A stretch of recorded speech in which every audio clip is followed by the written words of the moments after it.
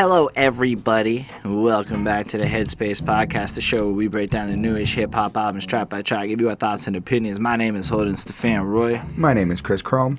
And today, we will be talking about Chance the Rapper's brand new album, and it's called The Big Day. So definitely get into that, and we are going to do our little intro bit, so this is the fair warning that we get some jibber-jabberies going on. And if you want to skip that, check out the itinerary of when we're going to talk about each song, skip to your favorite, whatever. Feel free to check the description of this video, where you will, in fact, see all of that. Now that we got that out of the way, you know, as we build up the hype towards Chance the Rapper's new album. Sorry, it's just like you're supposed to plug the keywords, so I'm supposed to say Chance the Rapper, The Big Day, a whole bunch right at the beginning. So now I'm just being honest with you what I'm doing. That's the game. That's why you see people do that a lot. But no, we're not professionals by any means. We're just some people who started reviewing albums along the way, and now we're reviewing albums like week over week and whatnot. And then this is a pretty exciting one. So Chance the Rapper dropped his new album, The Big Day, and we're gonna go through it track by track. But we want to preface all this by stating, y'all probably know a lot more than we do, and we recognize that. Really, this is meant to be like our experiences and what struck us, but we encourage you then to add your comments, letting us know anything we missed, anything you want to correct, anything you want to add to it, all that good stuff.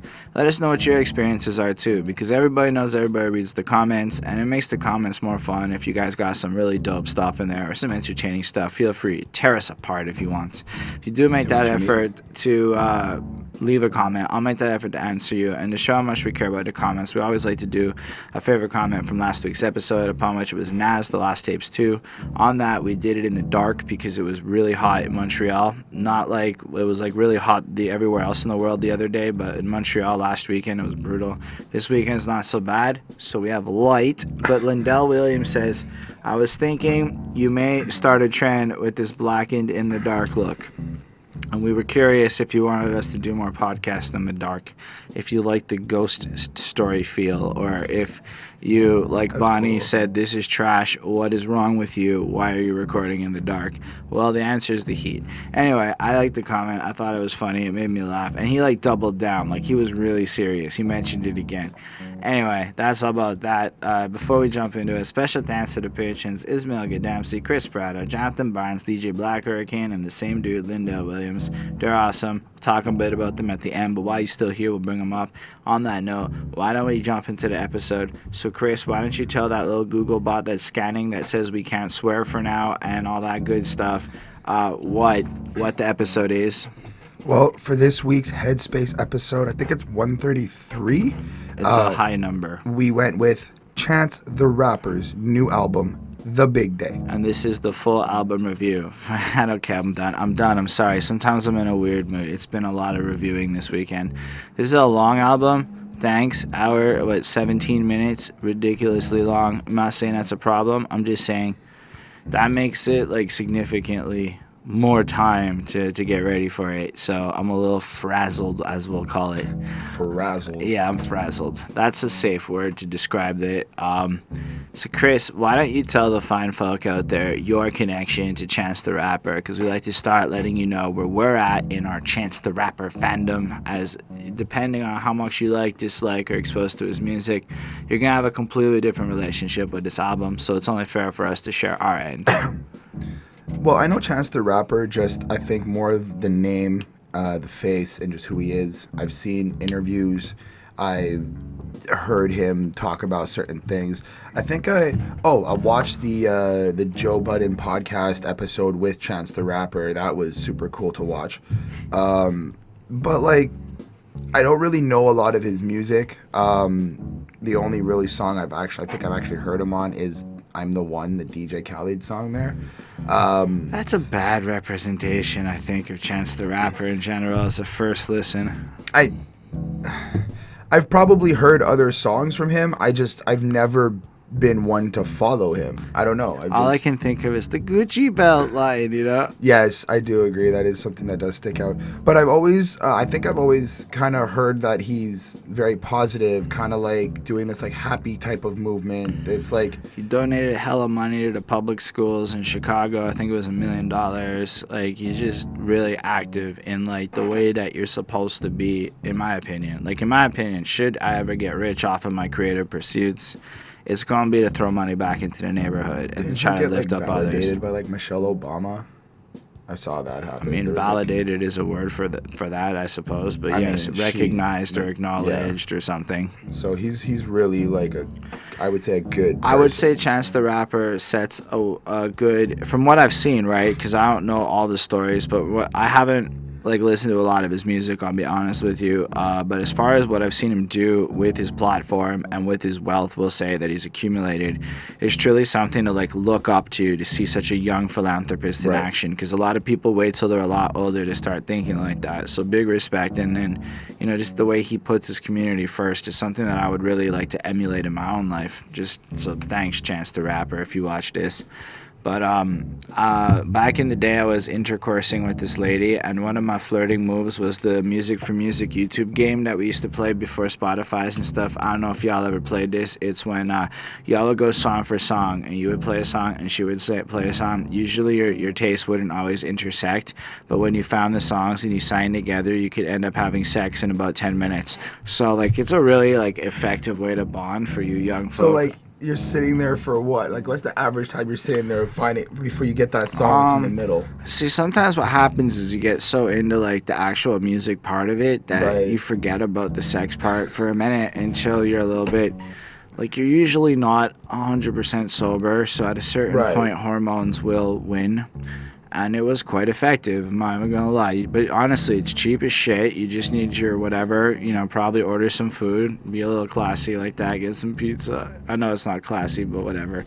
Pizza's classy, man. Pizza's not classy. Well, like, I guess you can get classy pizza these days. If I order the box and I have it in the oven before you get the cauliflower crust pizza, so it's like health conscious, fancy. See, and it's all set before she gets there, and then you got the nice. I mean, that's just ghetto fancy. But that's just what it is. Still, I'm cool with that. Either way, regardless of your context, you could even be like by the water with your little YouTube open, and the whole point is to sing with her. And if you sing with her the same song enough times, you're basically creating that like sense dancing. of familiarity with it. Only it's for the socially awkwards that don't dance. There you go. So in one of those moments with one of those ladies in my life who was more of an ongoing thing, she introduced me to Childish Gambino, and as a lot of y'all will know, back in the day, Childish Gambino and Chance the Rapper, I don't know if they're still friends, but they were like really close musically, involved with each other on a bunch of stuff. And so inevitably I put on acid rap, and I can tell you that I thought it was really great in regards to, like, you can tell something's really well made. But prior to doing these reviews, I was a little more closed-minded, and it was a little more singy and outside of the realms of what I was 100% interested in. So I kind of glossed over Chance the Rapper. I know I also wasn't necessarily feeling the Surf project, because I think I did check that out. I never got around to Coloring Book, which I think in hindsight we could have reviewed it, and we chose not to.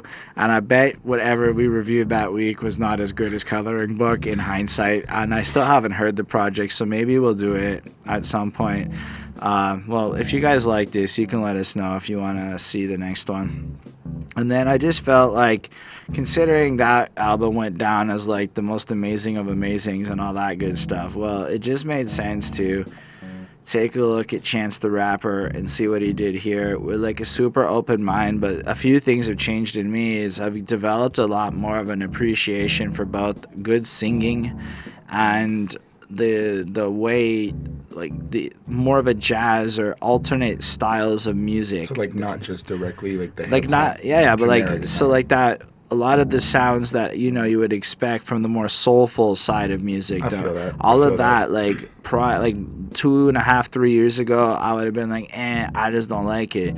But now the musicality of it all is just so beautiful to me that, like, because music's got like a science side to it, and in the science view of it all, my preferences have slowly been pushed to the back as I just kind of like look at all music is more interesting. Anyway, so I'm a lot more open-minded, and it had me really excited to see what Chance did. I know before I went to bed last night, I played the first song, and it got me like fucking pumped to like wake up and get on this album. The album's called The Big Day. Before we get into the review, my thoughts were, I guess this is like the big day of his album coming out, or, you know, there was some significant moment we're going to explore. Turns out there was a significant moment we're going to explore, but like before going into it, it just looks like it's significant. And he's got that like plastic disc crap in his hand, or whoever's hand that is, in front of a house. I think it's his hand. And it's just nothing to me. It looks kind of like it's got a bunch of bullet holes in it. But I think, well, no, it's the when you buy the CD, the pack of CDs. Yeah. I think it's either at the top or the bottom, but yeah, it I know, spaces but out because it's the spikes on the bottom. It's not raindrops. It's the spikes under. Like while he's holding it, there's spikes here because it separates the disc from the I guess like the top or the bottom of the plastic to not scratch. My father used to have a bunch of them, and that's how I know what it was. So that's what that is. But I feel like that symbolism itself is really cool. In a way, because there's nothing to it, and there's nothing really defining what the CD is supposed to be. I think it gives you this like imaginative aspect that you can imagine your big day.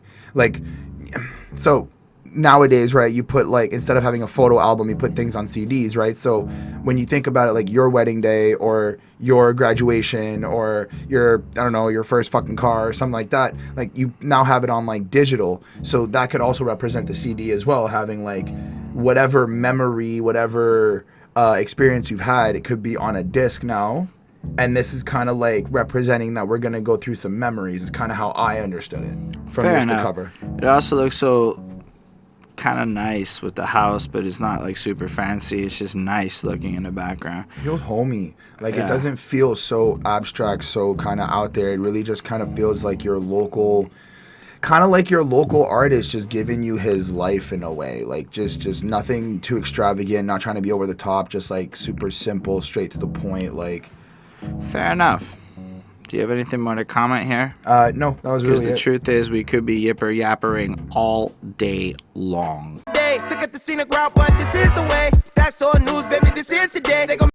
If there is one lesson I think I've learned on this YouTube experience we've been on, it's really summarized well in this chorus. We can't be out here pleasing everybody. For all of you who don't like it, I accept. We know who we are. Not that cool, but pretty informed in our efforts to grow and whatever. I don't know about informed, but we desire to become something bigger.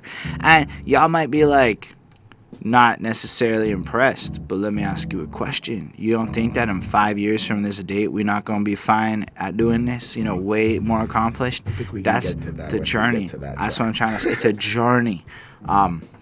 It's just how I live life. Either way, how do you feel about this grandiose adventure featuring Mr. John Legend himself? The celebratory introduction that literally makes you just be like, oh snap, it's an hour 17 minutes, but I think I just lost 80 minutes of my life. Let go. It really does come at you with such energy and such intensity. It's really happy, really gets you in a jumpy, boppy mood, and it's fun. Like that's the underlining real definition of this song, is that it's fun. As much as they're kind of expressing, as you said in the chorus, right, that they're acknowledging that they can't please everybody, they're not really here to do that. They're just kind of doing, they know who they are, they're staying true to themselves, and they're doing what they got to do. But it still has this like nonchalant type of fun aspect to it, like this, like haha, we know who we are, we know what we're doing, we out here balling type aspect. So that was really cool. The song itself overall is kind of just like, I feel like Chance the rapper is hyping himself up, kind of like getting you into that feel of like, you know, I'm a king rapper, I'm this, I'm that, I'm really good, I'm really dope. But he's also kind of being a little bit like, I feel like a little bit humble in a sense. something I started off with the first verse that I liked was when he goes, "Life is short as a midget, but mine's little LeBron. Been a minute since Eminem was blonde. I need a Peace Prize. Mom invented the bomb." Now I like that, how he's kind of addressing, like life is short. You got to live in the moment. You got to do what you got to do. You got to grind and all that. I like how he's flipping it, kind of making it seem like his life is super rich and famous, relating it to LeBron James. I like when he said, "Been a minute since Eminem was a blonde." Like, kind of like that was a phase in Eminem's career, but also I feel like in hip hop. Now, I'm not saying that, and don't quote me 100%, but I feel like he's kind of making a reference of like back when Eminem was blonde before he went dark hair, like I think black haired. Hip hop may have been one way. Eminem changed, and then now that Eminem's back, it's like hip hop is different in a way. That's kind of how I interpreted that line. I like when he said, "I need a Peace Prize. Mom invented a bomb." I like that kind of contradiction, using bomb with peace. Doesn't really make sense, but it's cool. I found it to be cool. And then I like how he follows up a couple lines later and he goes, "I'm about to book a show at the Dimsdale Dimmadome." I like the Fairly Odd Parents reference. That was a show that I used to watch growing up. It's, for some of you who may not know what it's supposed to be, it's like just the big stadium that was like the biggest, richest stadium in the cartoon show Fairly Odd Parents. That would be like a reoccurring theme. So it was really cool that he brought that back. It was kind of nostalgic a little bit, and I really enjoyed that. Follows that lineup, kind of solidifying really just who he is as a rapper, I guess, and like where he's like how he's connected. I could still hit up Sony today and get a loan, and shout out to Miss Sylvie Roan. We get along, but the boy Advance gotta be bigger than Diddy Kong. I like how he did the interpolation of Game Boy Advance and Donkey Kong games on there. That was super cool. I need stock, and it gotta be Pippi Long stockings. That was a nice reference as well. Can't stop, won't stop, bopping like Diddy's song. That song is called "Can't Stop, Won't Stop." That's dope. Hold on, you skipped on over how cool the Sony freaking loan line really is. Oh, it's because I quoted the rest, and I was gonna get back to that. I just started kind of like just doing that now. Yeah, but go ahead.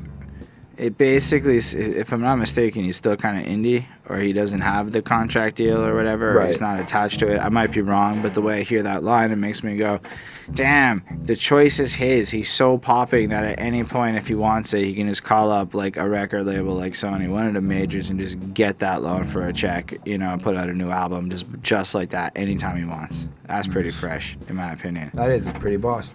My next tour, it got 8 legs like Daddy Long, Spider reference. That was cool. And I'm about to have 2 kids that like Daddy's song. Now, I don't know the direct reference to that, but I mean, 2 kids, you're a father making a dad song. Pretty cool. I really enjoyed that.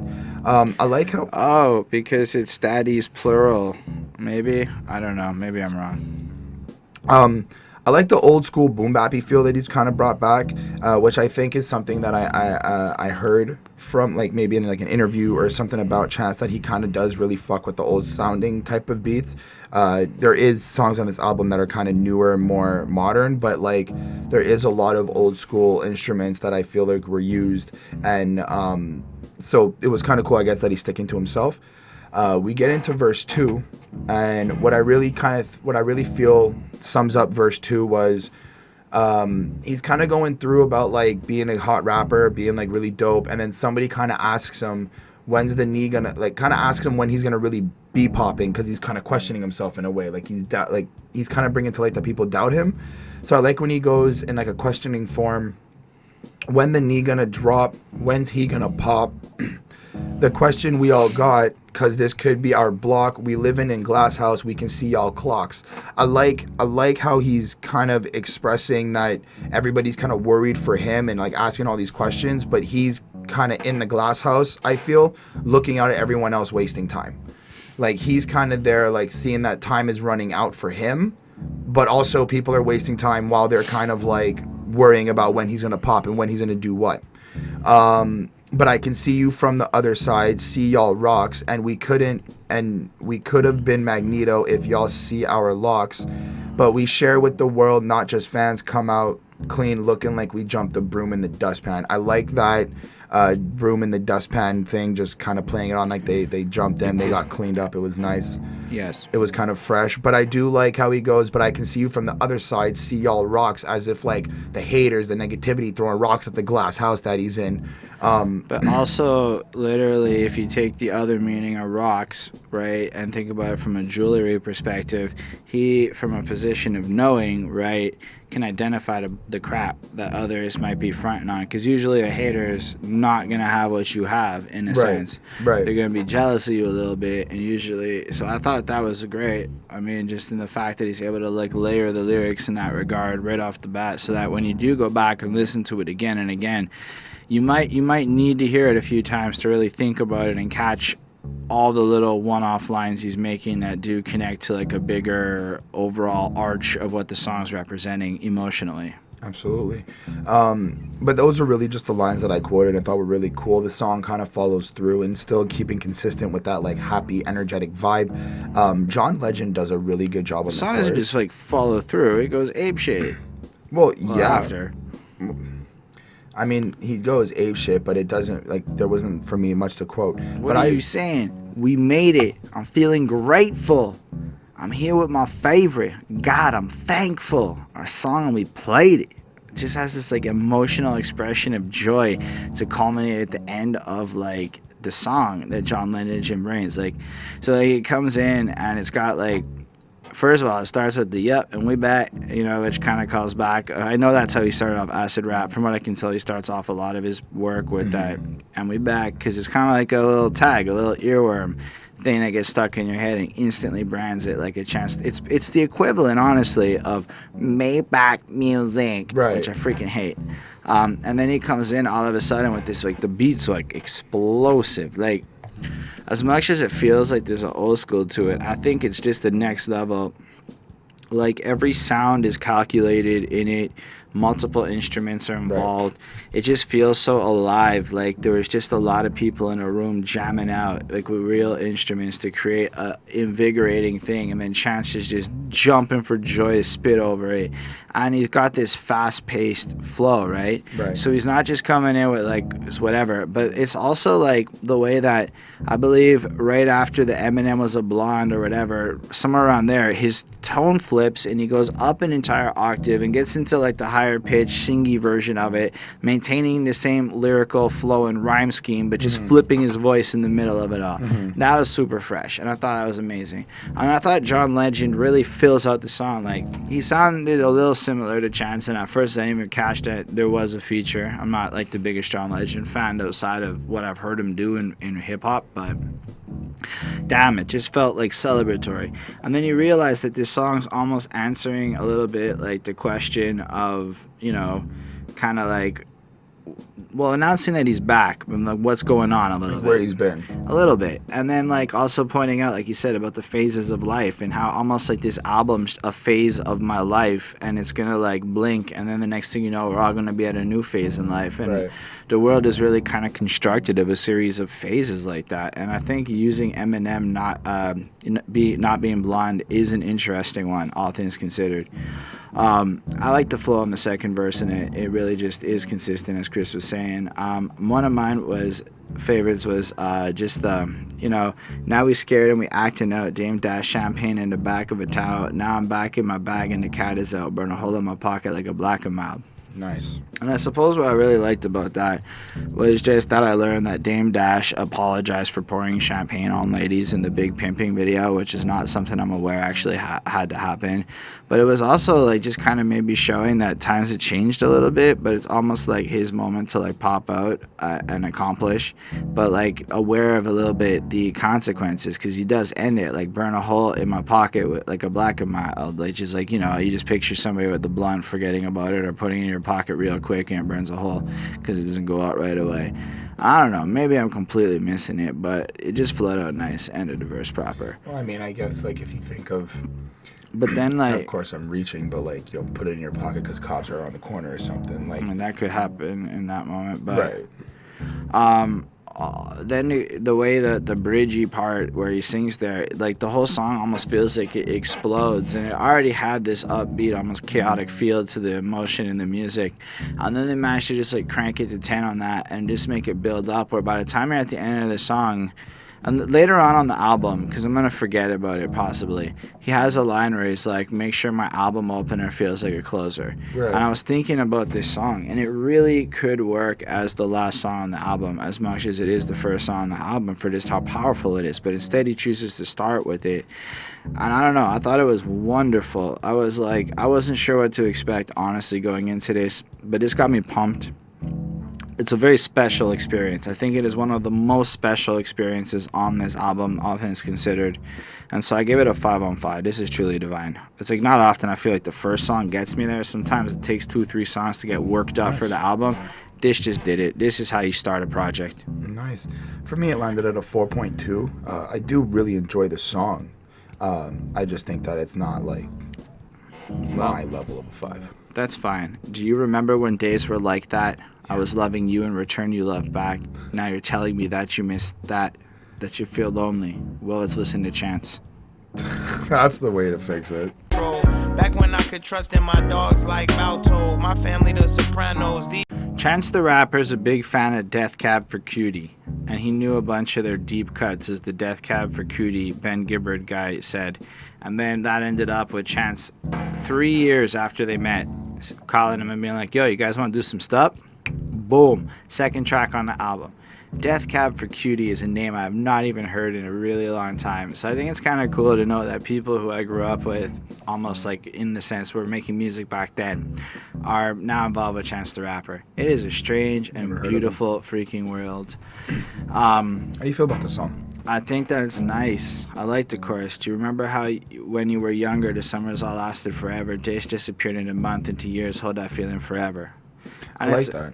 And it's just, he sings it real nice wise, and it's just kind of pensive. And it does instantly feel hyper cliche, but obviously this album's going to carry like a bigger arc or what he's trying to convey with it. Of course. I like the idea of the younger summers. So when I look at it, right, I kind of feel like now at 25, I work all summer. The days just kind of go by. Like we're already in August, September, like we're already about to hit August. I mean, like it's you kind of lose track of time. But I do kind of think back to when I was younger, and summer did feel super long. The time off school, the time off of just doing whatever you wanted, and I kind of understand, like, there's that certain level of just, I guess, happiness from the freedom in a way that I think is what they're trying to convey here with that chorus, that sense of like never ending positivity, being consistent with that like positive feel, positive theme. And that was something that I really, really did enjoy. I like how in verse 1, Chance the Rapper kind of starts off and he goes, I remember the summer little Chino got a hold of his household, the same summer that widowed Gwyneth Paltrow, back when I could trust in my dogs like Balto, my family the Sopranos, these people is altos. I really like how he's going back and he's already kind of given us this, like the biggest moment, the biggest happiest moment when he got a hold of his household, when he I think he's alluding to like marrying his wife, starting that whole phase of his life. That was super cool. Relating it to, I don't know if you know the Gwyneth Paltrow reference, but that's a movie, the Marvel. According to says, yeah, I don't know enough about the Marvel universe. What's going on now? Fortunately for all you who may not know, Iron Man dies at the end of Endgame. Why are you gonna go ahead and spoil that? Because it's been out long enough, and I have to reference the line and I have to explain it. So that is why. So I apologize. We'll put this in the timestamp so that nobody can be like, oh, we'll skip that part. No, we're just going to leave it. You know what? You could have just done it without saying that Iron Man died. You know what, people? You just don't have to spoil. You just don't have to. Nobody says you do. If people, to quote the great Pusha T, if you know, you know. And if you don't have to spoil. I added that part to this quote. Anyway. Pretty sure that's what Pusha T said. But I do like that kind of like that loyalty and that boss status that he's bringing already from the first verse. But I also think that he's also kind of breaking down summers in Chicago, kind of breaking down where he's from. So that summer left a couple tan lines. I love my city. They let me cut the line on the Dan Ryan. They walk on eggshells and landmines. They communicate with hand signs. That was super cool. That really kind of spoke to me in a way where, you know, the neighborhood kind of represents him as well. The neighborhood supports him, and where he's from, they all like love him and really want to be there for him as much as he's giving back. So they let him, the Dan Ryan, it seems to be an expressway, like a highway. And he, I guess, cut the line on the Dan Ryan. I guess he's like speeding and he can kind of do what he wants and get away with it. He's freaking famous in the city, and when they open up this shit, he cut with the scissors on the rope, is what I interpret it. Because I love my city, and the city let me do something freaking cool, which I don't know. Maybe I'm wrong. But that's just kind of how I took it. That seems like, of all the things to Google in life, my interest in that was pretty small. Fair enough. But I like how he represents, like, they walk on eggshells and landmines. They communicate with hand signs. I kind of switch hand signs for gang signs. And I think he's kind of... what he's trying to convey here is, at the end of the day, his city respects the shit out of him to a point where, like, look, Chance the Rapper did a lot for the city and also doesn't mess up, right? So at the end of the day, everybody respects him to a point where when they speak to him, they walk on eggshells, they act like there's landmines, they communicate, you know, respectfully in general.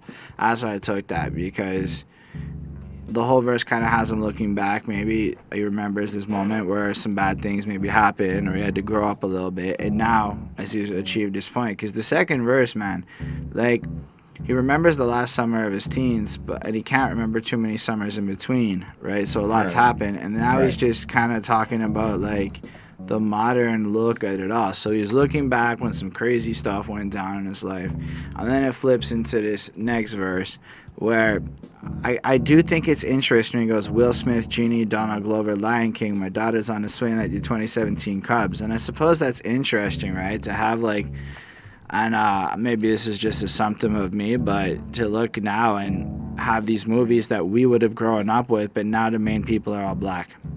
And that's got to be something more significant for his daughter to grow up with, you know? As he's looking at that.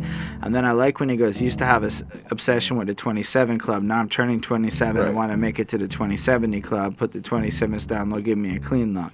So here you're looking at how the 27 club is basically because people like Amy Winehouse and Jimi Hendrix and a couple others basically died at 27 of drug overdoses. Chance used to be involved a little bit more with the drugs and whatnot. And, you know, people who tend to be musician types living that fast life, getting crazy success involved in drugs, tend to obsess over this interesting facet of people dying at that particular age. I think it's like the live fast, die young mentality. But it's just that so many significant players did immortalize figures at that. Anyway, it's also probably just something we all added a little more significance to than it deserved. Still, to flip it to the 2070 club, I think it's cool because there is this thing when you're young where maybe you want to die fast, but then one day you wake up and realize you want to get old, and a lot of different things change in your world. So to see Chance showing us this, right? So, like in the first song, he's back, and now in this song, it's almost like kind of starting to tell us how he got to where he's at now in his life, right? So we know that he's comfortable with who he is in the last song, and he's just going to do him.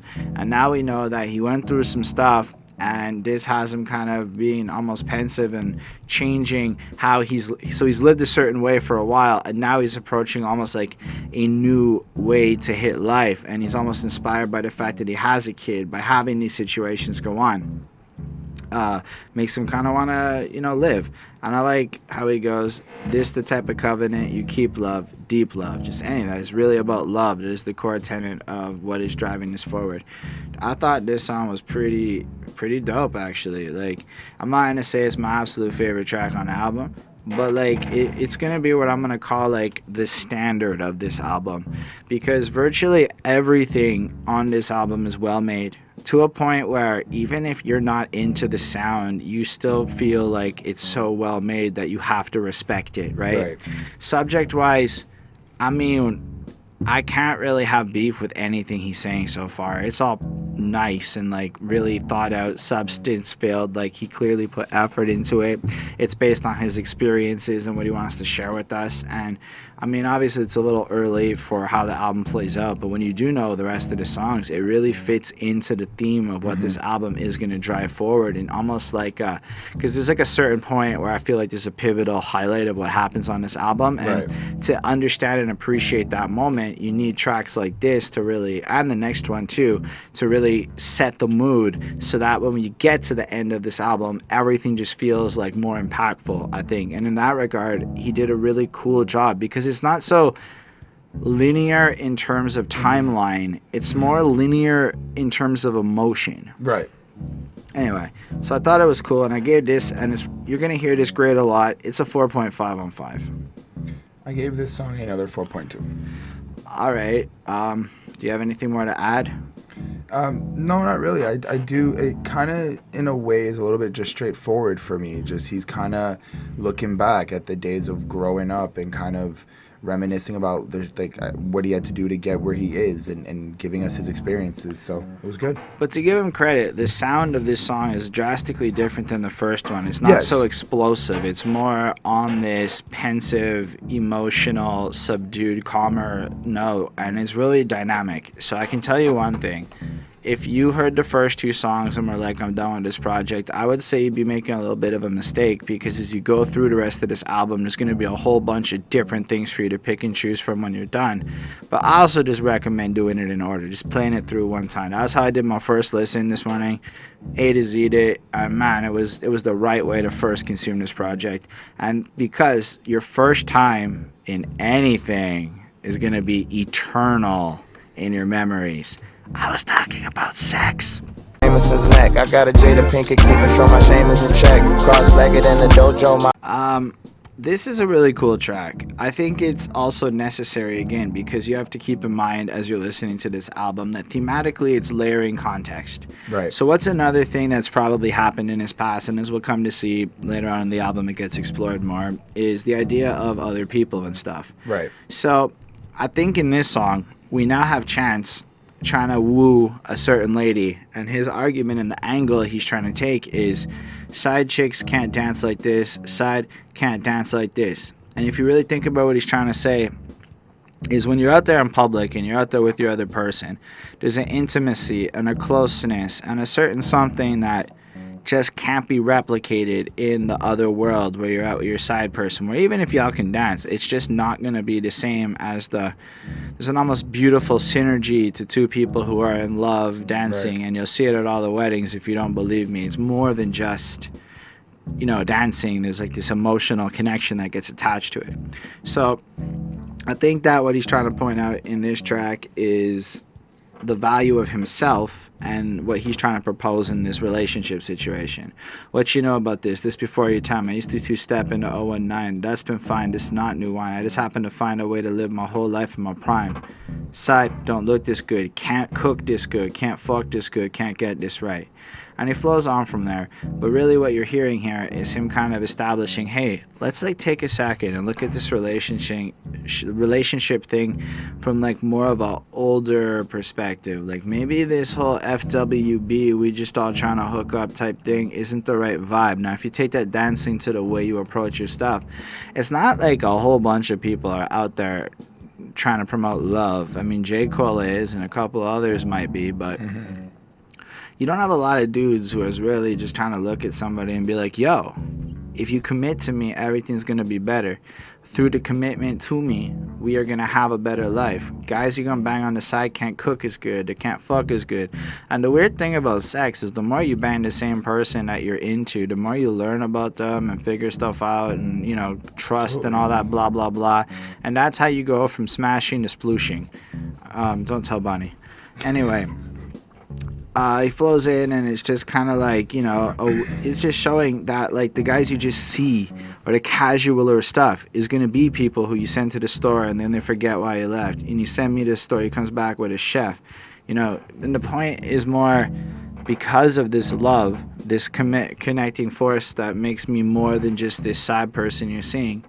I'm able to go above and beyond. I desire to go above and beyond and just continually impress you and stuff. And you get this real sense of almost his romance. And then he kind of flips it, right? How side chicks can't take out Splinter. Side chicks make the Kool-Aid with Splenda. Side chicks Well- can't come to Auntie Linda's house. Just the line before. I got a Jada Pinkett, keeping sure my shame is in check. Cross-legged in the dojo, my master mentor's side chicks can't. And then they go into the spiders. Right. But, like, it's even to that point. It's just he's looking. So, yes, he has a girl and a reason to be focused and a commitment. But it's also, like, other women that you might get involved with when you're in a committed relationship are never going to really satisfy that thing that you're looking for on an emotional front in that regard, because they can't do it right the way that, you know, your person will be, to a point where, honestly, do you really want to be with the girl that you can't bring to Auntie Linda's house, who's his... I mean, that's totally true. I kind of took that line in a way where, like, in what you said about, like, that whole having sex with the same person there and building that whole relationship connection thing, I kind of feel like when he goes, I got a Jada Pinkett, keeping sure my shame is in check. Like, that's some type of real connection that I believe in a sense, because she knows so much about you while, you know, like, sexually, emotionally, all this stuff, that when you kind of start acting out or whatnot, she's there to kind of correct that a little bit. Well, and I like how he's kind of being honest. I took it like, because of her, you feel the shame of wanting to do these bad things because Right. you have that guiding force. I mean, Jada and Will, I understand, are supposed to be like a shining example of good love at this point in life. Like, so bringing her up is like a good woman is how I take it.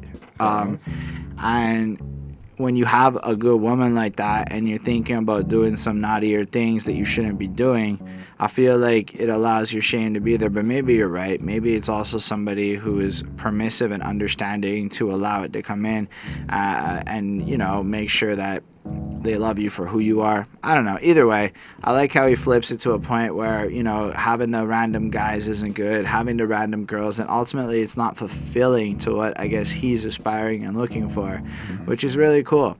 I even like how he goes, how, don't you know that side can't cop no Tesla? I mean, it probably can in some cases, but I get the point. It's like you basically don't get to have the top level things when you live in the shadows, because then you're not synergized doing it right, is I think the bigger point of what he's trying to do here. And then I love the chorus, "We Can Be Eternal." It's just beautiful to listen to. And Smino does his verse where it's a little more rapidy, like, "I know some shawties that are blasphemy over blasphemy." And he's like off his flow's like off in like this really nice. cool way. Yeah. Like it's just chopped up in a point where it feels like he's coming in late on every line, Right. but it's nice, as Chris said. And then you like hear out his thing, and basically one of the hoes he gets really enamored with. And then at the end, it's almost like, you know, he kind of gets to the point where he's also realizing that while these hoes like me when I got wifey, side chick can't do flat twist, bet $1 you could buy me bris, side chicks can't cook no grits. And so it's like he's got all these different girls out there, but the second you commit to one, it is weird. You are not as attractive as when you have a girlfriend. You have a girlfriend, I can't explain it. Women are, maybe it's just that women feel safer and want to talk to you, so it comes off like that, so you get like, yeah, girls are talking to me, da da da, you know, like guys are like Da, that. da, da. And I bet to some people I look real like that guy relates to me, and to other people I look so fucking dorky right now. But yeah, so you like, you know, girls talk to you, feel real cool, but then that you retain that energy, which kind of culminates, and plus you're not trying to get laid, and when you're not trying to get laid, damn, do you look sexy to a lot of people. Anyway, world is weird. Either way, I like his verse. I think it flows in well, and I think just he kept on point with the sentiment, right? But his own version of it. And the idea is, in a sense, looking at having these casual relationships versus having the serious thing. Chance is advocating for the serious thing. Smino's almost reminding you that it's kind of like you have all this fun and the temptation and the struggle of getting into the serious thing. And I think overall, it's just a great track to listen to with the subtle point. And I don't think it's like, because at first listen, you might not catch it because it's just kind of loose or whatever. I mean, most of y'all watching this probably will catch it, but he's clearly stating like the value in our serious relationship is more than that of the casual. And I think that's an interesting message to be putting out, especially since you just got married and all that. So I gave this track a 4.5. It's got a great upbeat feel to it, and it just feels like it flows and meshes perfectly with everything we've heard so far while being a fresh and unique experience. I just really like the because we basically spoke about everything I want to talk about. I just really like the concept of finding that one person more than like the blunt concept of find somebody you can connect with and stimulate with and have that adventure or whatever it is you want to fucking call it. But you don't need to, kind of have that Band-Aid feel. Like, you don't need to just put a Band-Aid over it every time and keep switching to fill that emptiness or that loneliness that you may have. It's kind of like you're better off. I feel like in this song, they're kind of giving off this idea like you're better off just being with yourself and then looking for that person, or then rather than just kind of going out and, I guess, just living life or whatever it is. Not to say that you can't do both, of course. But I landed this at a 4.3. I do really like this song. I like both versions. I like how Chance is kind of pulling the, I want to say the like older side of things. And I find like Smino is kind of more still in like the younger generation. I don't know Smino. Don't think I've reviewed him, or maybe he was on one of the collab projects or whatever. But like, it just, his verse itself kind of felt a little bit more like just hip, more like we kind of out here. So 4.3. All right. Well, after a nice, long, sweaty bike ride, it's nice to enjoy a nice hot shower to get the sweat. 4-hour podcast that we just sit in a hot room. You don't freaking psycho. Saucing on the workers at McDonald's. I don't want to sit and argue good burger shit. Is it just me, or do we go back in time? We went back. This is so cool. Just the loud pounding drums. The like almost feels like it was sampled drum machine from another era type smash in your face with rhythm. But like really cool, well made. Really, like, you have some good headphones on when you bumping this because it's required, or at least some dope ass speakers that can really pulminate, and you gotta get punched in the face with the drums. What I'm trying to say. It just took me a while to kind of get into this, though. It's a very different But the way sound. he raps caught me right off the jump. He's like, I got muscles like Superman's trainer, real rare like Super Saiyan Mega, and he has like that kind of really slowed down, laid in, but the way he sings out the delivery just really brought me back to like when it's almost like we were reviewing an album from like the late 80s or early 90s in terms of flow. Now, I'm like off on that, and y'all can point to another influence. I'd super love to hear it in the comments, but this is just my anecdotes. Kind of feels like very kind of like friendly.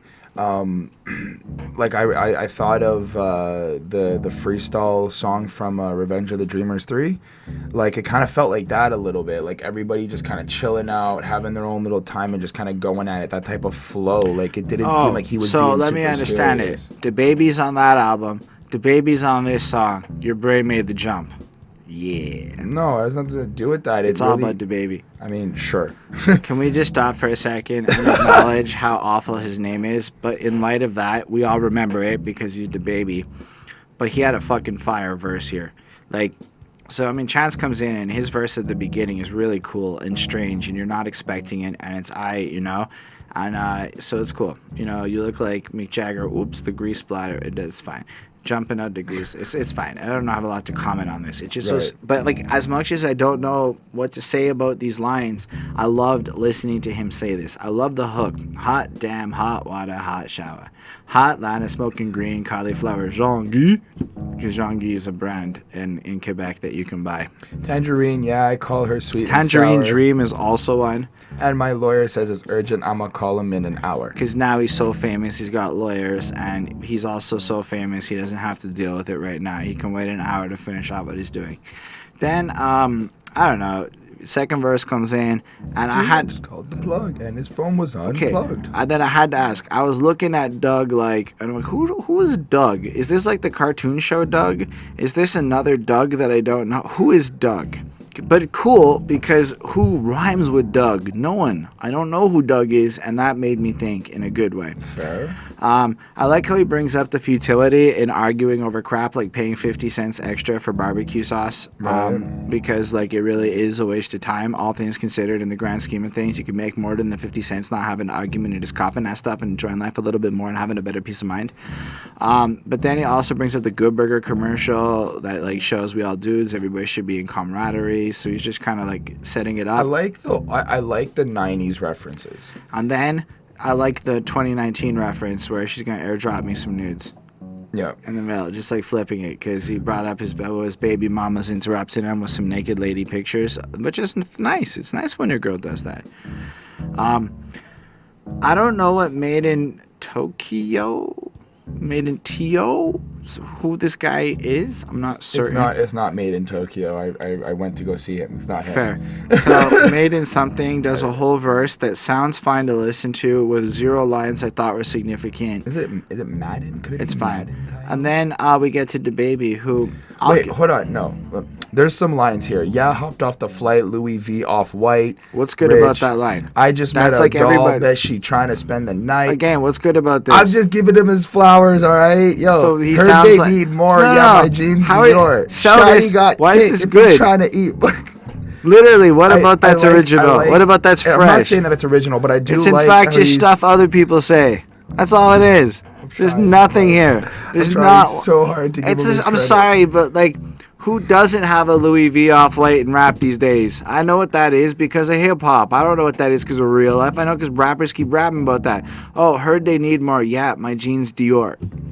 Like, come on. It's not substantial. It's just, it works on this kind of song. It works on this kind of beat. So- when you just listening to it, yeah. I think there's a reason. I actually do have a reason, but we're not there yet. You have a reason why those lines are No, I have a actually reason substantial. why. I think I have a reason why the verse is the way the verse is. Because it's fire and it It works. is fire, but it all. So after DaBaby's verse, right? There's that little interlude in terms of like why he asks that he feels he has to be a certain type of way, and then he goes, "Well, this is America," and then that kind of made me think like, well, maybe MadeinTYO or however you say his fucking name is kind of like being that stereotypical rapper. Then- like it's giving that context, And that's totally which fine. I think that's creative. He in sounds terms of good just the being song. stereotypical. He doesn't sound bad. He sounds fine. Yes. He does his job. Nothing he said is like quotable to me. It's just fine. Fair. Hot Lana smoking green cauliflower. I don't know. That was kind of nice. It was fun to say. That had a vibe to it. You know? Okay. Okay, Now, to say is that original? No. Fair. But at least, you know, it's fun. Then DaBaby comes in, and like it just felt like that like T.I. style trappy flow where Yep. it's really clear and well enunciated as opposed to going in the other direction with it. You know, think I got a new lawsuit, I need to come and see you. I got a new whip, you can do what a car do, turn your bitch to a eater. You know, and it just again, it's not really original in that regard either. But the attitude and the swag and the way he delivered it with a very fast pace. And then, yeah, bringing up, today I'll dress up a Republican and go get some head from a white man's daughter. Her lips ain't as big, but I'm loving it. I get in fake ID, I'm McLovin' it. I'm like, did he just do that? Did he just make like a McLovin' joke? That's something you'd expect Kanye to do. Or like I would make a McLovin' joke because I'm old enough to have been young for Superbad. But I like the fact that he kind of comes in and like takes some more intelligent shots, like, you know, the Republican, thin-lipped white girl, blah, blah, blah. But I like the blowjob I'm getting by sticking it to the man. Right. You know, in that way, like fucking Right. his daughter. That was kind of cool to me. To me, that was like significant. Or whatever. The rest of it's fine, but I do like how he goes, oh yeah, and I gotta be thugging it because my hair can get nappy as fuck. I wear Julia and I got the chocolate covering. Well, at least, like, you know, that's what they make me feel like. And you're right, that part is really cool and ties in a big thing where it is maybe like this flamboyant flossiness to life. I'm partying and all these different things that come with it are expected almost. However, that doesn't make the other dude's verse better. It just makes it make sense. And Fair it's enough. cool to listen to. Not Fair to say it's bad. It's just, and it's not like I had any desire to click on that dude's Spotify and see another one of his tracks. Fair. Meanwhile, I think this one is a really strong song. I liked it, honestly, way better than the last two, which I wasn't expecting to already feeling like this. So 4.75 on 5. It's not a 5 because there is that one verse. But, like, otherwise, it's pretty freaking great, man. I could see myself bumping Hot Shower again and again. 4.2. All right. Well, my grades, they might not be reliable, but we go high. Fuck going straight to the pros, I'm professor. Fuck being one of the goats, I'm goat tank. Oh, I got the picture at this point of the album if we want to go with the Chris Crow movie time thing that happens sometimes. I'm glad that became a thing. All 'cause it makes me the less prior crazy. songs on the album are kind of him before he really meets the girl. Right. And this is when he kind of recounts meeting the girl and over like the struggle of how he kind of got her. And we see this, right? It starts off and it's really cool because he samples the Mike Servin guy who was popping locking for Jesus. That was H3H3 pod. They like put on blast and whatnot. So it's just this guy like popping and locking. We love you, God, Jesus Christ. And it's a little bit interesting to see. I thought it was really cool. Like I take it from a point where that dude is dope. H3H3 podcast made fun of him. That wasn't nice. Still, it's a cool thing to sample because it makes it kind of like God at the very beginning. We love you, God. We together love you, God. And then thinking back on what happened. Now, I used to go to church and stuff, and when they talk about being in the Christian relationship type life thing, you have to look at a relationship like you are on the bottom, and then she'll be over here, and then God is at the top. Now, you can try to get closer, but if you come closer to God together, by like virtue of the shape of a triangle, you'll become closer through your conquest to get closer to God. This is real. I didn't make that up. So that's how I almost picture it, why he started off his relationship track showing the focal point of God, because I do believe that's very important to him. Okay. And then my baby mama went celibate, lies on my breast. She says she couldn't take the smell of it. Tired of rumors, every room had an elephant. Trying to find her shoes, rummaging through skeletons. She took away my sex, took me out my element. Boom. So basically, he has a kid with her, and he's probably doing a thing with her, but you can imagine how he's also doing lots of things with lots of other people on his Gucci belt with Justin Bieber and stuff. I don't know if the timing was then, but like, you can imagine Chance the Rapper is an attractive guy to a lot of people. And evidently he indulged himself, and evidently she wasn't very thrilled with it. So what did she do? She took away the sex. So 9 months after I started dating Bonnie and I was quite enjoying the fruits of life, I got told that if I wanted to keep enjoying the fruits of life, I could no longer enjoy those fruits. So I very much connected to those lyrics, and it made me... Now it's been like 5 years, so the fruits were good is all I'm trying to say. Bonnie will kill me. She said I can't talk about this kind of stuff, so I'm trying to sneak it in slowly. Anyway, come on, the fruits. It's not very descriptive at all, is it? Anyway, so he tried to do this single dad mingle dance at the club with the iron in my wrinkled pants, and then that's funny because... I'm really liking the honesty that he's giving out. Because he's like, now that he can't have it, he's realizing whatever, and I don't know, maybe even he wasn't straight. Maybe just the whole relationship wasn't honest, and now he can't, because he wasn't taking stuff serious. Now he's trying to be a single dad. He wasn't feeling it. Although I like how he kind of uses the single dad mingle dance, because I feel like there is a difference between being like a single father and then being just like a single dude, right? Yep. Like you have obviously you have more responsibilities and more things you have to worry about. So I like how he's like really bringing this up as a conversation. Like he's being honest about this. Like we kind of see, I guess we see that growth from the other songs that we've had before. And then he just kind of flows on and realizes that his efforts to try to get her back are a little vain because a new coat of paint don't make the stain go away. And then, but he go high, we love you, God, trying to show it. And we go high, they go low, we go high. So I guess it's a way of trying to look at how he's trying to aim in his life in response to stuff, regardless to where you're at. If you aim high, it'll pick up. But you also get the sense that at this point, he is not getting his girl that he's with now, and he's, still more to happen.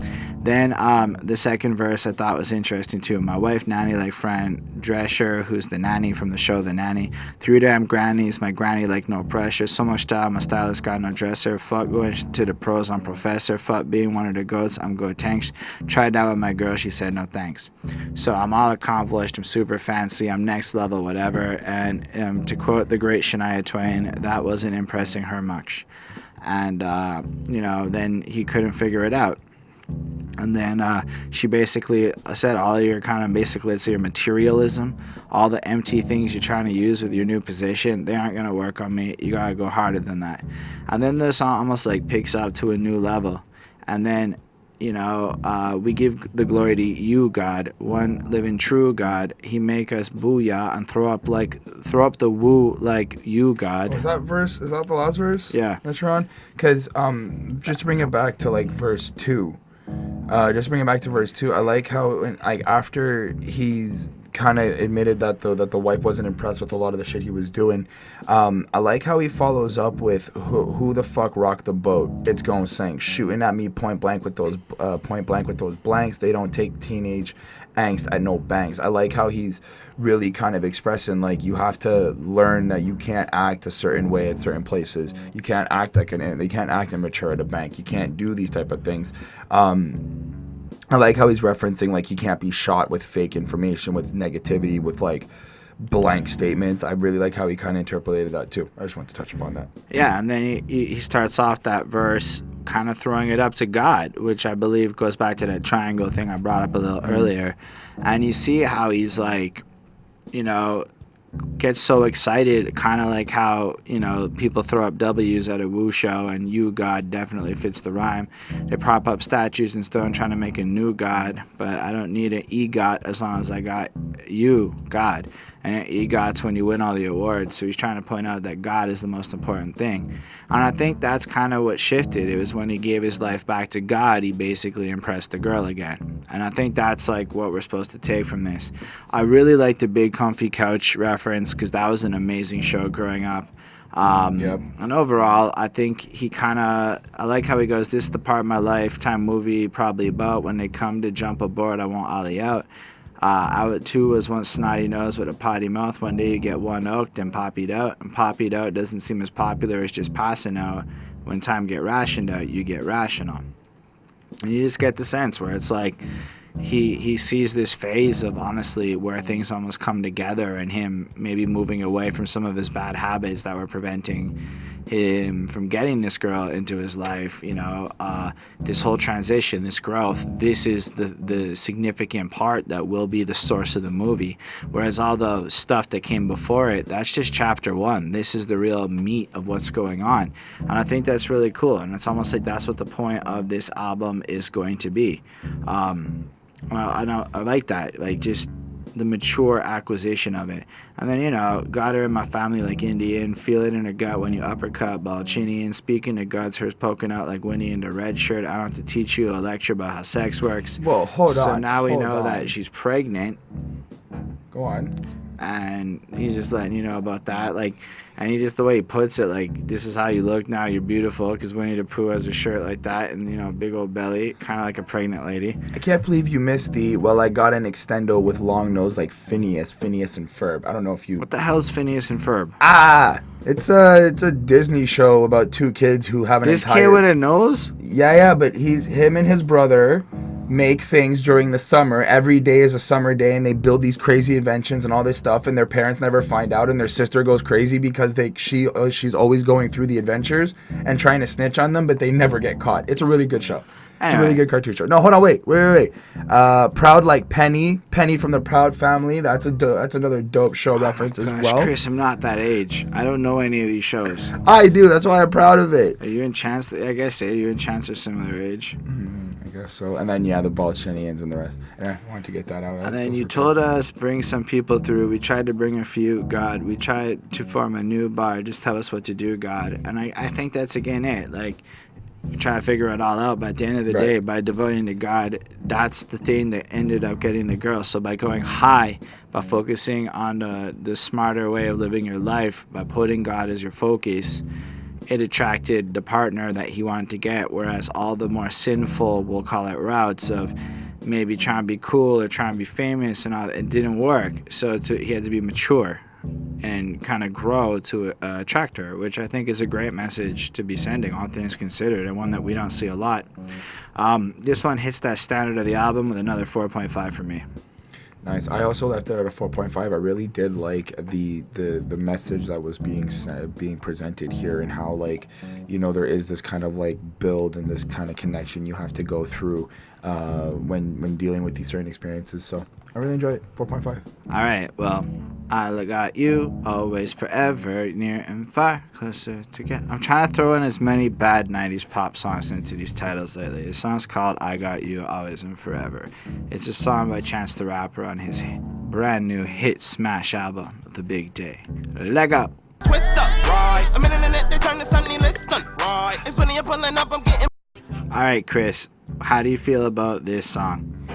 I like this song. it's really got this poppy radio feel to it. I feel like it's something that kind of you can play in the club, you can kind of vibe out to. So I really enjoyed it. I also get like this weird 2000, like early 2000-ish vibe from it, like just the sound of it and kind of how he's rapping. It doesn't sound like anything today. So it was really, really cool. Ari Lennox, we know who she's from Revenge of the Dreamers, so that's dope as well. Also, her chorus had words, if I'm not mistaken, the I got you, I got me is from like a callback to the very chorus that you're thinking of. Yeah, so I really do like how they're kind of expressing, and I think the song is about like advice and opinions and how people always have them, but as long as you kind of like hold down each other, you'll make it through the struggle. It's kind of like, yes, but it's also, as it doesn't matter what those people think if you do it for the right thing. So if you look at, and I'm going to go with Genius and assume somebody knows what they're talking about here.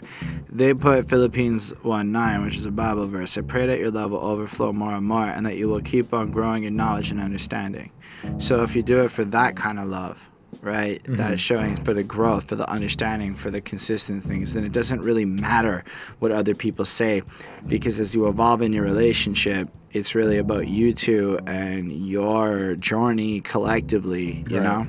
Like, I don't know, if you're doing it right, there are going to be people that are just going to judge you and have opinions because your relationship doesn't look like their relationship, or you're not doing what they're doing, and everyone's kind of an egotistical asshole who just superimposes how they live their life on your stuff. So you're going to expect haters regardless to what you're doing. Just to the point where Ari's like, around the world, people tend to give advice. We can't blame them. It's all just by design. Take it with a grain of salt or leave it all up to me. I got you always, you know? Like, the truth is, people are going to be whatever. You can react how you want, but the truth is, if you trust the situation, it's going to go and it's going to be proper.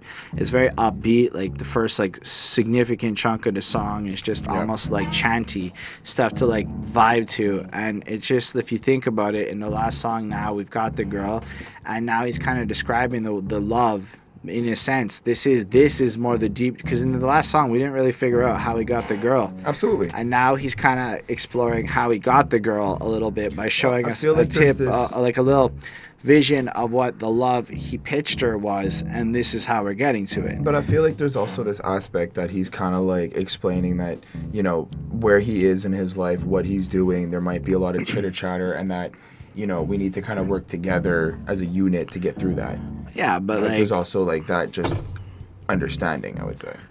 Yeah, but I think that's like the lesser message. I think the point is to focus on growing together, and this is the kind of love that we want. Right. And then I like to shout out to Twister, because I do know tip of your tongue, so I knew call me young Mr. Tongue Twister. Couldn't touch this flow if I was playing Twister. You know, that's at least the first line is a callback to Twista. And Twist is also from Chicago, and I believe Chance is from Chicago, so it makes sense that he's showing love like that.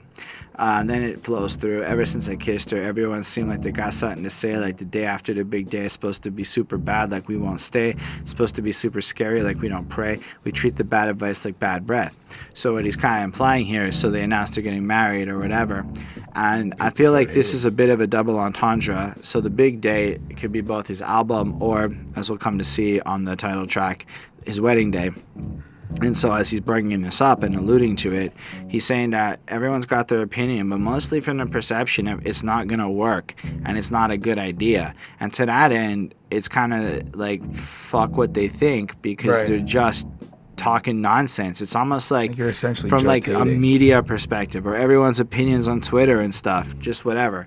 So you know what, ignore the bad advice and focus on this 1:9 love that's forever. It'll never stop. It's a record. It'll never drop. And it's just about growing in this purity and this like honest ethereal connection that he's been pitching at this point. And then one thing I'll always remember, they here today, but will be together forever, to the point where whoever you're talking to in their advice or whatever, this person is just here in the now. Right. But like, yo, you go home with that girl. That's the one you're in bed with at night and all that good stuff. I didn't mean sex. I just meant like literally just being there. She the one you wake up to. It's like that person that you're spending all that time with should be somebody that you're confiding in. She's the one who really, like, randomly walks into the room and kicks you because she's bored. Not painfully, just to be annoying. Yep. And then, you know, Ari comes back, does her hook again, and it's just simple, always, always, and forever, ever. It's beautiful. And then the other part. And then you have him doing just a second verse, just stuff like, I would sit there in the waiting room together with you, magazines, pat my jeans, have a beverage with you, count my blessings with you. They prefer success less than when we stress, but forget about all the drama and the comments they left you, you know? But I feel like that's talking upon like friends and old people. I don't think it's just him and his girl. I think he's like addressing that he remembers the times that he used to associate with these people. I think he's talking about being in a freaking waiting room, having a baby in a freaking hospital or something like that, going through doctor's appointments and real stuff. So you got the magazines. Oh, that could be it too, yeah. And then, you know, forget about all the drama and the comments they left, touching on all these people, literally comments that we're getting on the internet and stuff. Right. All right, the bottom line is on top of the text, you got to remember that the enemy is not the flesh. You got to remember that our imaginary imagery is made from the best, so pray for the best. I like that line. And then it's almost like have this kid and it's all good. You know, that's kind of what I took from that. And forget about other people's opinions. We're doing what's right. And then I love the line, and I know you want to say this one. So extra in the background as they roll, but lots of folks share their opinions. Some folks so easily offended. One thing I'll always remember is they're here today, but we'll be together forever. And the truth is often the people who will come at you with like opinions related to how you should live your life are often going to be the same people who can't handle any kind of criticism about how to live their life. Now, I'm not going to tell you how to live your life, but you come tell me how to live my life. I'll make sure you get a little bit offended by the end of the day, because it's easy. It's really easy to make those people feel angry, and it's a real truth that I think he brings up. But when you attach it to the idea of his life and his relationship, his private little universe, and how the whole world's going to have opinions about it, I thought it was super nifty. Song flows out. It's real pretty. It ends up real nicely, and I like the direction this album is taking thematically. And so I'm giving this a 4.5 on 5, and it's pretty fresh. I really enjoyed the just the overall like depending on each other feel that there's there in this song. I like how Chance is kind of like breaking down and explaining like, as long as we got each other, we will make it to the top. We will succeed, and that's a strong belief there. So I did enjoy the song.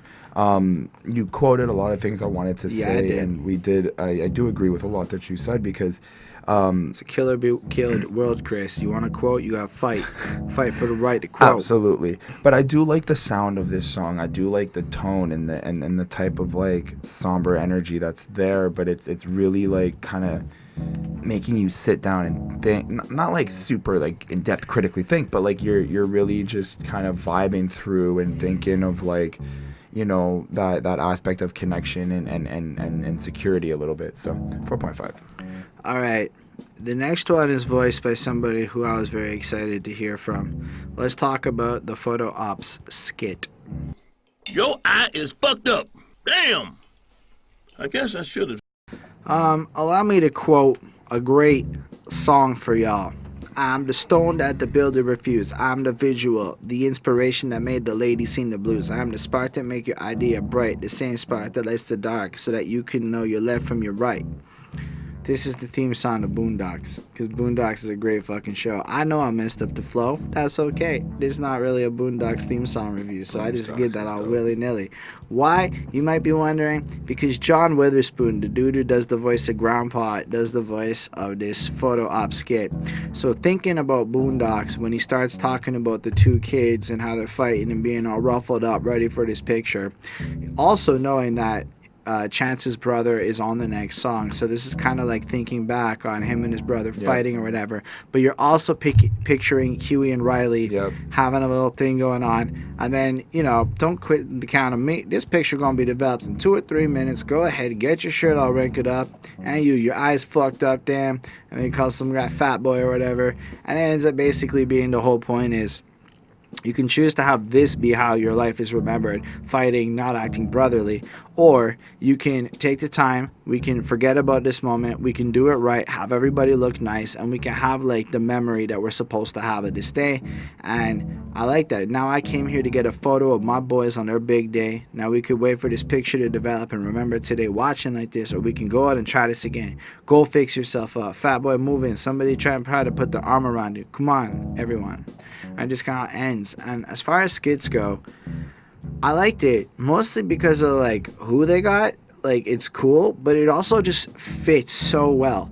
Right. I love that voice. Like I could listen to him talk all day. So this isn't one that like you're gonna hear it and it gets less funny because it's tapping into more of like this universal truth thing. Like as a 31-year-old, dad jokes are funny in a way that they never were before. And this is totally entering dad joke good advice territory.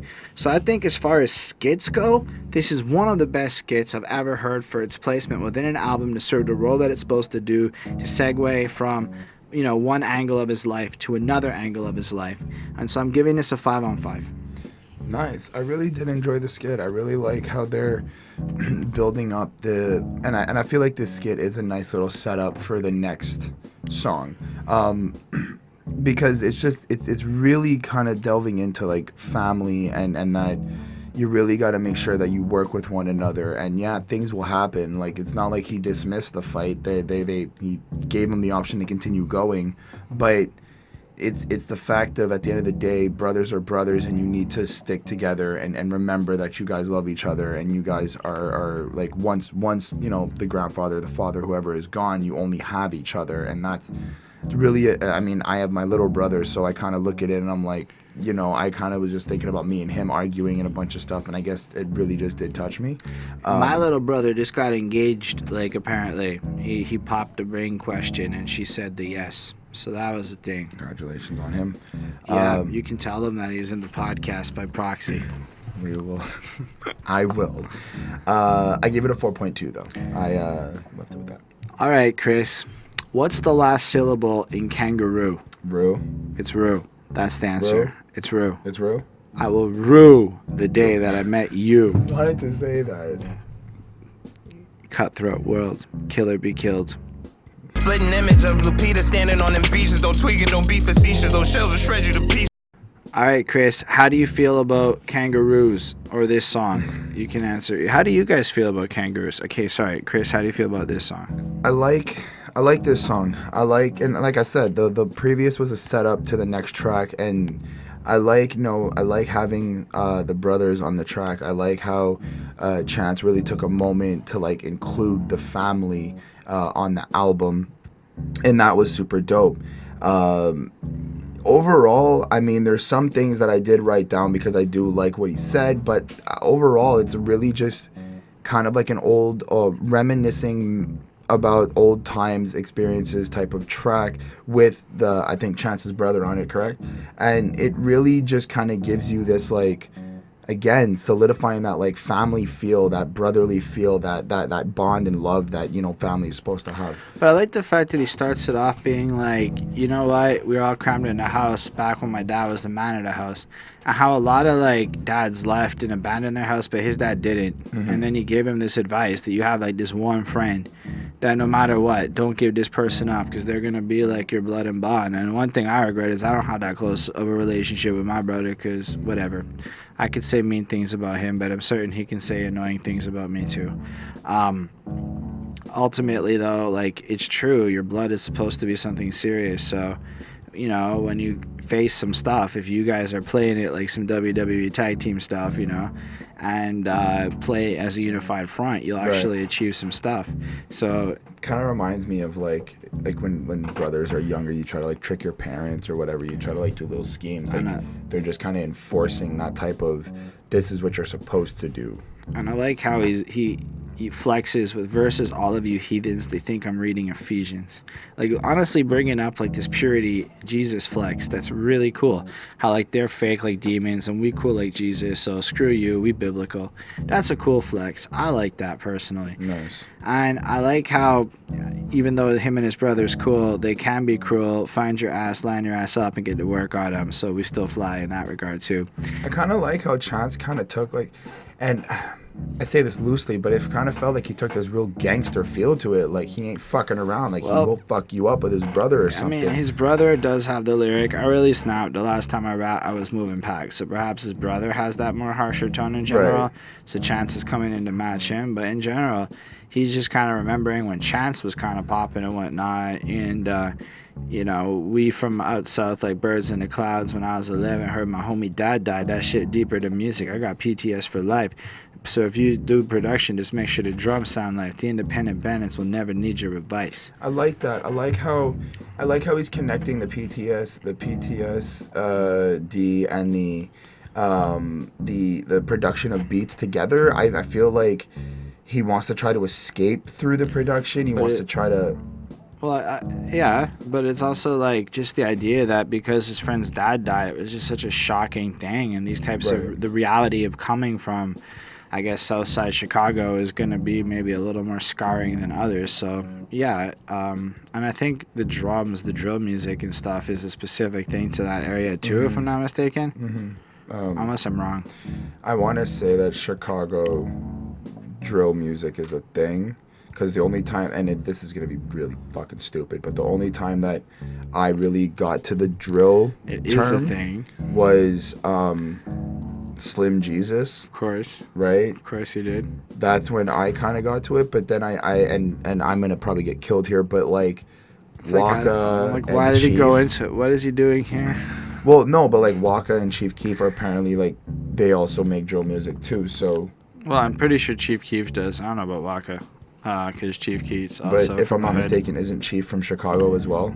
Chief is. Waka, Right. I don't think is. So, that's all I'm trying to say. I thought Waka was a trap guy. Anyway. Fair enough. I like the way he kind of like, when I say he, I mean Taylor Bennett, picks up the speed of the verse at the end of it and kind of makes it go crazy. And it's almost like, yo, we from here and we kind of real. And I think that's basically a way to summarize it. And then this is also where Chance is from. So in a sense, that whole verse is like, this is also where Chance is from. You know, just keep that in mind because Chance maybe can't be saying it himself, you know? Anyway. It's kind of like there's a lot more and there's a lot more that meets the eye in a sense. Like just because he is this like happy, positive dude doesn't mean that like he comes from that particular background, right?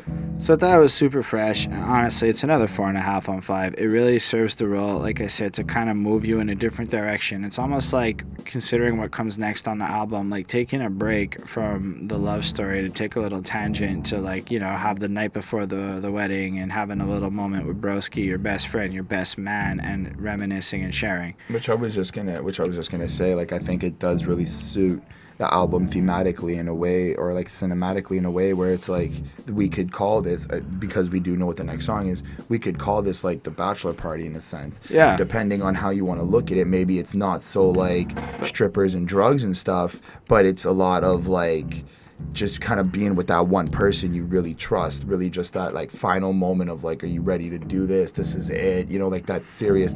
And I feel like as much as Chance the Rapper is like this happy-go-lucky guy who seems to like have fun and stuff, he also, from what I also understand, like he quit smoking, he doesn't really do drugs and stuff like that. So it kind of makes sense that for his, and I'm going to say it, bachelor party kind of makes sense that he's having a real life conversation in a way, kind of like this bonding moment with his brother. So it's cool. It really suits. I put it at a 4.2. It definitely reinforces the importance of remembering your family and creating those bonds in your life. You know, especially for the big day. I guess we are going to talk about the next song on the album. We're going to ignore Chris's segue, and we're just going to say the next song is called The Big Day. We're going to be boring with it. I think it's the greatest day of my life. Can we just stop and appreciate some of the finest lyricism that we have encountered on this album so far? I just want to say something though. No. Yeah, I just want to say this. Fuck money, shit, fuck, shit, tell them, burn it. I don't want to get it. Fuck it, fuck it, fuck it, fuck it, fuck it, fuck it. Yeah, still want to drink it, fuck it, drink it, fuck it, shoot it. I don't want to just get it. This shit's so hard, oh Lord. And I'm saying that because in the context of this song, it really is extremely well written and perfect. I agree. 100% I agree. I love everything that he's doing on this song. I just want to say though, in my opinion, I fucking called this type of flow or whatever when Kids See Ghosts came out, and I said it. Kanye went and did gun sounds as like a fucking verse on a song, and now we have this, and this instantly reminded me of that. Okay. It reminded me of it, just the way he released and the energy. I was like scat wasn't a genre in jazz long before Kanye. I mean, I'm just saying. my. Yeah, scat is more than just poop. You can Google it, but expect that you might see poop if you Google scat. Anyway, this features Francis of the Lights. I don't know who that is, but I do like it. I can't believe it. Must be the luckiest guy alive. Somehow I'm right, but we're only gonna survive if we go crazy. Yeah, the only way to survive is to go. And then, I don't know if y'all have ever really been to a wedding and talked to the people at the wedding. The least happy people at the wedding are the bride and the groom. Like, for real. Everyone else is having a great time. They're going fucking nuts. They're just tripping balls. They're just fucked up, like, probably shooting shots back. They want everybody, like... But it's more than that. You're committing to your whole wedding. That's it. You're signing those papers. This is real. I mean, you signed the papers at another point, but you're publicly telling everybody. Right. And then I like how it just kind of flows in, and Chance is like, oh my God, it's the greatest day of my life. I'm so glad you arrived, but the only way to survive is to go crazy. Basically, he just keeps repeating that. But as the song goes on, it's this crazy, funky, just explosive, emotional experience with the music. It kind of feels like, in a way, it really expresses what a wedding is kind of like, I guess, for the bride and the groom. Exactly. Like, how explosive and stressful it could be for them, and how he's trying to maintain not losing his shit, but all he wants to do is just completely melt down. Exactly. In the regard that that's kind of what it's probably like to get married from everybody who's done it. And I mean, given a lot of the content of this album, The Big Day, which I think is the title track, yes, the big day for him is not just the day his album comes out, it is the day he got married, which to many people is the greatest day in their life. And I think that it becomes amazing that after that big instrumental chaotic break where you feel him snapping almost through the music, he repeats the chorus, and it's almost like a mantra. You have to keep repeating it. Oh my God, it's the greatest day of my life. I'm really glad you're here.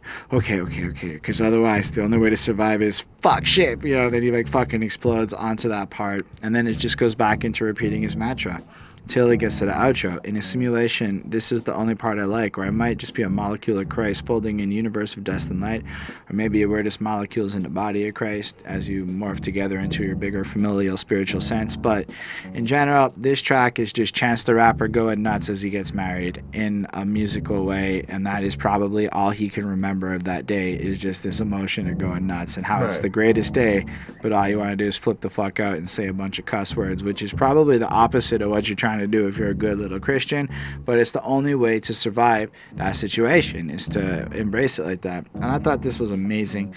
I feel like there's just not enough people writing songs about getting married and putting this kind of stuff out, in my opinion, at least in this day and age, because we don't hear a lot of this type of subject matter. So I liked it. I thought it was fun to listen to. I give it a 4.75 on 5. Give it a 4 on 5. I enjoyed it. I liked the experience of it. But yeah, really just kind of straightforward in a sense, I feel. Because Chris is like, I don't want to think about getting married. Oh no. That thought has me going, let's go on the run.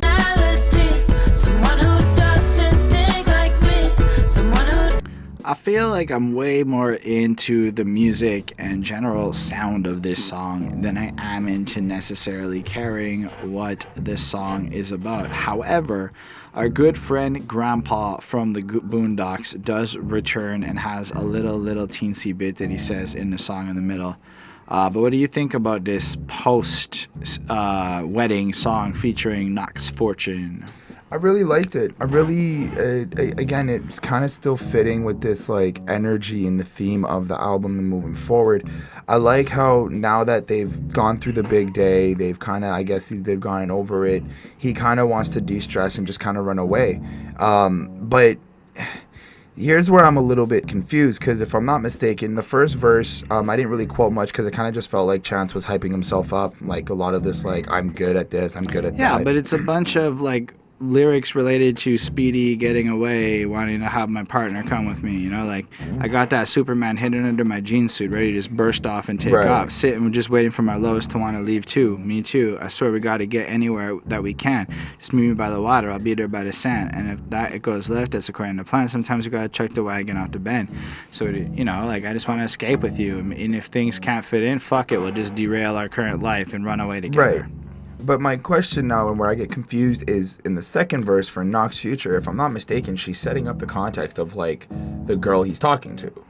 Like, like, if I'm not mistaken, isn't she like explaining how she left her boyfriend, they broke up, there's like all of this stuff, and then she finds Chance, and then they go on this whole thing? Maybe. So that's kind of where I got a little bit confused when it came to this, because I was like, didn't Chance just get married? Chance definitely got married and is describing his feelings. So, Maybe like, this is Knox Fortune. Knox Fortune. Maybe this is their contributions based on their life, and it has nothing to do with Chance's life. Maybe, but I do get that in verse 2. Not every song has like the same story. I mean, obviously there's the part where Chance is married at this point, but you know, she broke up with her boyfriend. The people want to know what he said. They want to know the way how you can break her heart like that. Do you know how I could see someone with personality, someone who doesn't think like me, someone who doesn't feel like me? I want to run away.